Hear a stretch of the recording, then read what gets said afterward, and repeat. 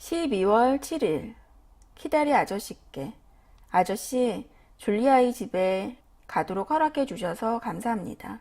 아무 말씀 없으신 것은 뉴욕에 가도 좋다는 의미로 받아들일게요.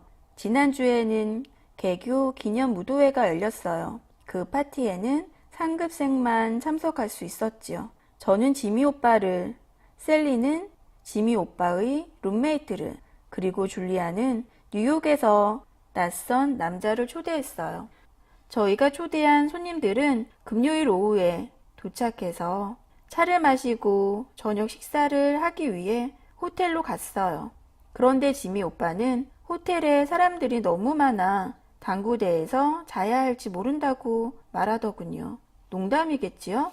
그러더니 다음번에는 꼭 텐트를 가져와야겠다고 너스레를 떨더라고요. 손님들은 7시 30분쯤 무도회에 참석하기 위해 다시 돌아왔어요. 지미 오빠는 정말 모시기 까다로운 손님이었죠.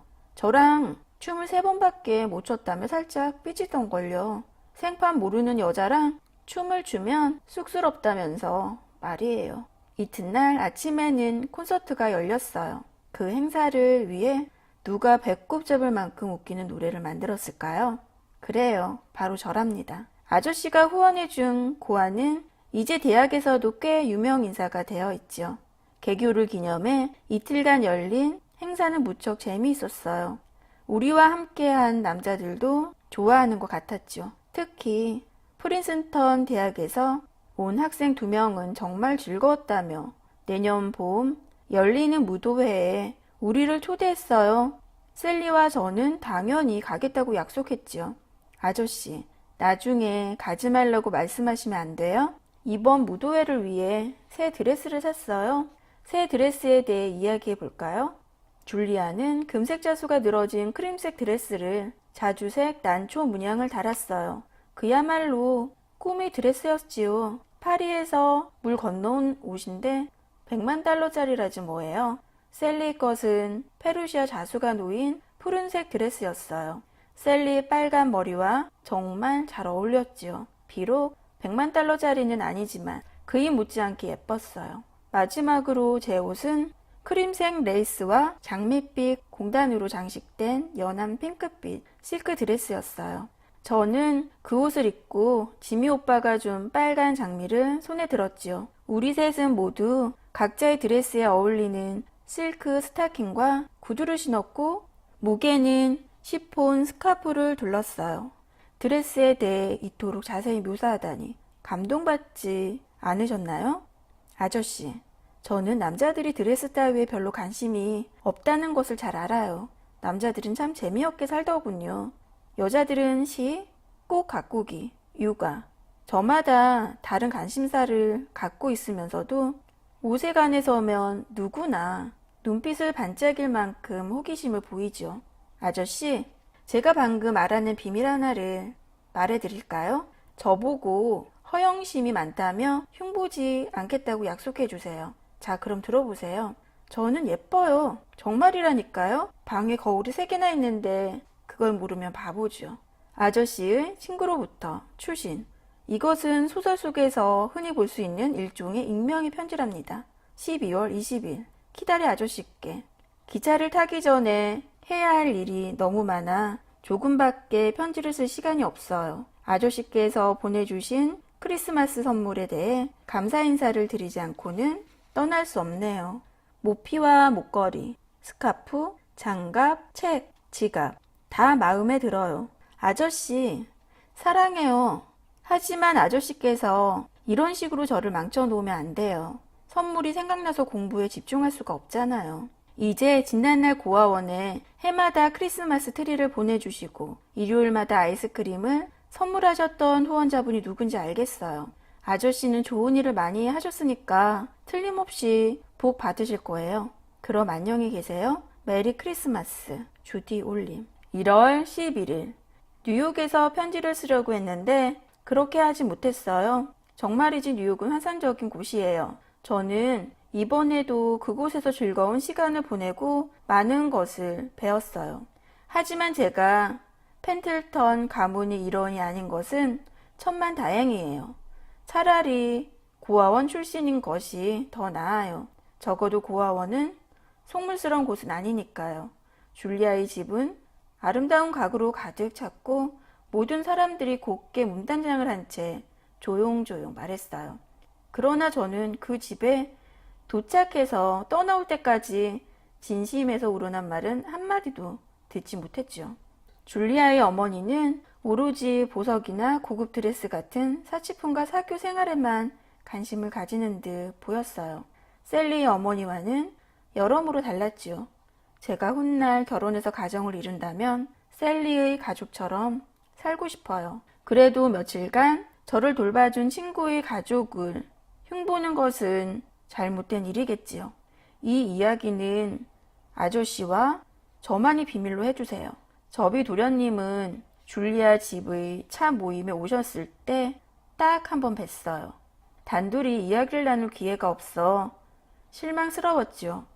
그분은 자신의 친척들을 별로 좋아하지 않는 듯 했어요. 줄리아의 가족도 저비 도련님을 반기지 않았고요. 그들은 저비 도련님이 괴짜이며 이상한 생각으로 가득 차 있는 사람이라고 생각하는 듯 했어요.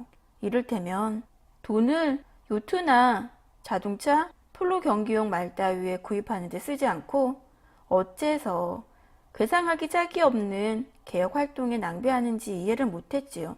하지만 저비 도련님은 초콜릿을 사는 데만큼은 아낌없이 돈을 쓰신답니다.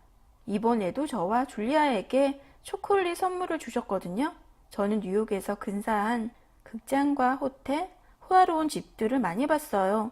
어느 때는 그 모습들에 숨이 턱 막힐 지경이었죠. 하지만 얼마쯤 시간이 흐르자 학교로 돌아가 책을 읽고 싶어졌어요. 어때요? 이만하면 저도 성실한 학생 맞지요? 솔직히 저는 뉴욕이 화려한 분위기보다 학교가 더 마음에 들어요. 아무리 생각해도 학창시절은 참 좋은 것 같네요. 수많은 책과 교수님들이 열정적인 수업이 저희 정신을 깨어있게 해줘요.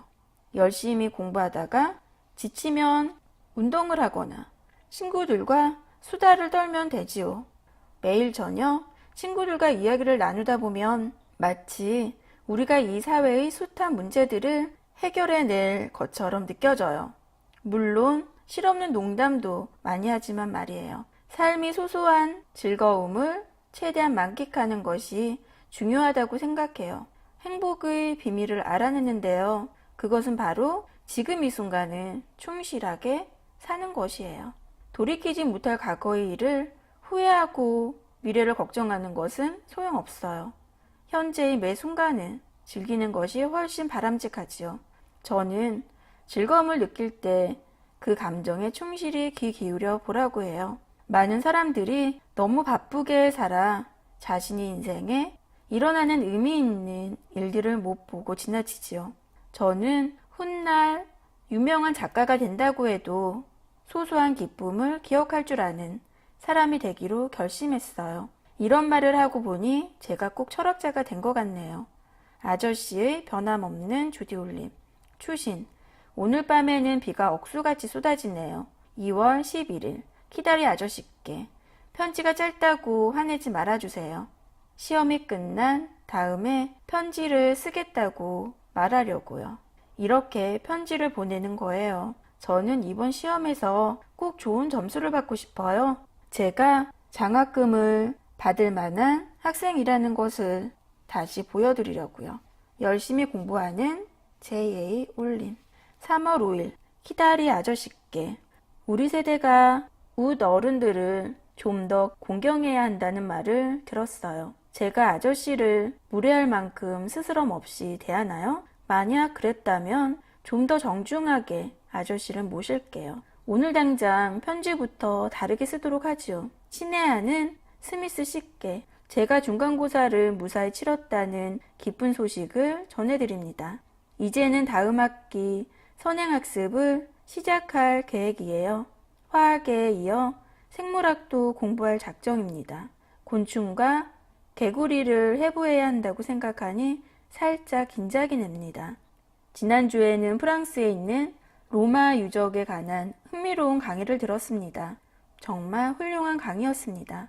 영문학 시간에는 윌리엄 워즈워스의 틴턴 사원이라는 시를 공부하고 있습니다. 얼마나 아름다운 시인지요. 저는 워즈워스와 바이런, 키즈, 낭만주의 시인들의 작품의 매력을 느낍니다. 저는 요즘 정기적으로 체육관에 들릅니다. 수영 수업을 들으려고 셀리에게 수영복을 빌렸습니다. 어제는 맛있는 핑크빛 아이스크림을 먹었습니다. 학교에서는 화학 첨가물 대신 천연 재료만을 사용해 음식을 만듭니다. 요 며칠 날씨가 아주 이상적입니다. 스미스 씨 댁에 평안이 가득하기를 바라며 이만 줄일게요. 재료사 에버트 올림. 4월 24일 키다리 아저씨께.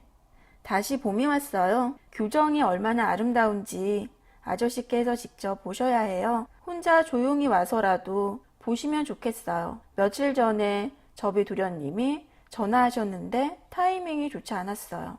왜냐하면 저와 셀리, 줄리아는 기차를 타기 위해 역으로 뛰어가고 있었거든요.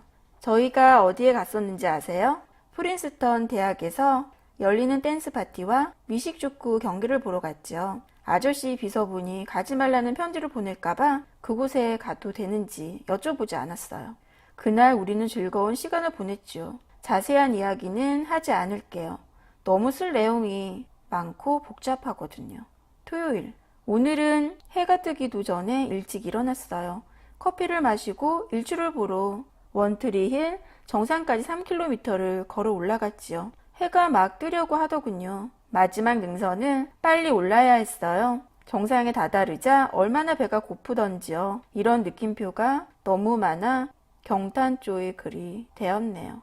수업, 봄꽃들, 길 잃은 고양이, 이번에 새로 산 흰색과 분홍색, 파란색, 파란 물방울 무늬 드레스, 더불어 그 드레스에 어울리는 모자에 대해 쓰려고 했는데 너무 졸리네요. 변명처럼 들리겠지만 여자 대학은 항상 바쁜 곳이에요. 저녁 무렵이면 어김없이 피곤이 몰려오지요. 더구나 오늘은 새벽부터 일어나서 돌아다녔잖아요. 아저씨에게 애정을 가진 주디로부터. 5월 15일 키다리 아저씨께. 실은 체육관 수영장에서 제가 수영을 배웠습니다. 수영 강사가 벨트 뒤 고리에 줄을 매 천장이 도르래 연결하지요. 그 장치는 제가 물에 빠지는 것을 막아준답니다. 그럼에도 저는 수영 강사가 줄을 놓칠까봐 조마조마해요. 눈을 떼지 않으면서 수영을 배우니까 힘드네요. 셀리와 저는 곧 테니스를 치러 갈 거예요. 일주일 뒤. 벌써 오래전에 이 편지를 끝냈어야 하는데 그러지 못했네요. 제가 규칙적으로 편지를 보내지 않아 기분 상하신 것은 아니지요. 저는 솔직히 아저씨께 편지를 쓰는 것이 좋아요. 가족이 있다는 느낌이 주니까요. 새로운 사실을 하나 알려드릴까요? 제가 편지를 쓰는 사람이 아저씨 말고 2명이 더 있어요. 저비 도련님으로 장문이 멋진 편지를 보내주시고 계시지요. 그리고 다른 한 사람은 플린스턴 대학에서 일주일에 한 번꼴로 노란색 종이에 휘갈려 쓴 편지를 보내주고 있어요. 저는 그 편지를 받으면 사무적으로 곧바로 답장을 보내지요. 아저씨, 저도 또래 여자애들과 다를 바가 없지요. 남자한테 편지를 받고 말이에요. 참 제가 연극반 단원으로 뽑혔다는 말씀을 드렸나요? 그 연극반은 1,000명의 학생들 중 75명만 단원으로 받아들이는 실력파 동아리랍니다. 저는 요즘 사회학 강의를 드리면서 무유탁 아동들의 복지 정책에 관한 보고서를 쓰고 있어요. 교수님께서 무작위로 주제를 배정하셨는데 웬일인지 저한테 그런 과제가 주어졌지요. 정말 기막힌 우연 아닌가요? 저녁 식사 시간을 알리는 종이 울리네요. 식당으로 가는 길에 있는 우체통에 편지를 넣을게요. 아저씨의 제이.